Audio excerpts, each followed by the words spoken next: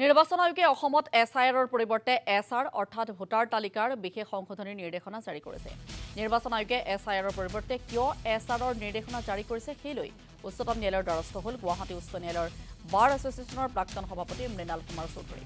মৃণাল কুমাৰ চৌধুৰীয়ে অধিবক্তাৰ জৰিয়তে নিৰ্বাচন আয়োগৰ নিৰ্দেশনাক প্ৰত্যাহ্বান জনাই উচ্চতম ন্যায়ালয়ত দাখিল কৰিছে এখন লেখ আবেদন।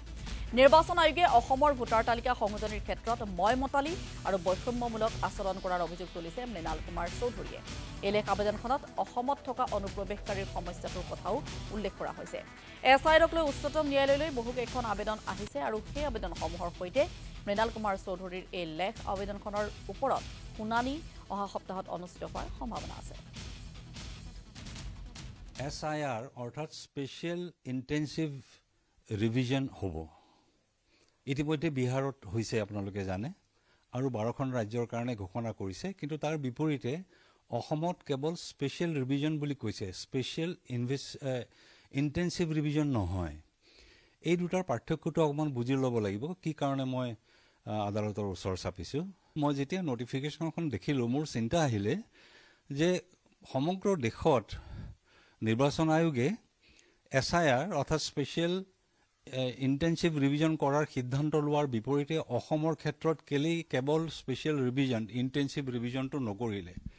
ইয়াৰ ফলত হ'ব কি, প্ৰতি ঘৰে ঘৰে মানুহ গৈ পেলাই যিখিনি নাম আছে ভোটাৰ তালিকাত সেইখিনি থাকি যাব ভেৰিফিকেশ্যনত, আৰু কোনো ভোটাৰৰ নাম তাৰ পৰা কৰ্তন নহ'ব।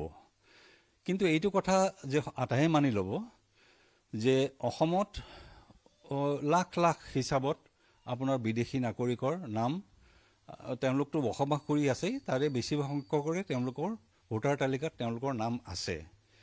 এতিয়া যদি গোটেই সমগ্ৰ দেশত যদি তেওঁলোকে SIR কৰে, অসমত নকৰাৰ কাৰণ নাই, বৰং অসমৰ অৱস্থা বেছি বেয়া।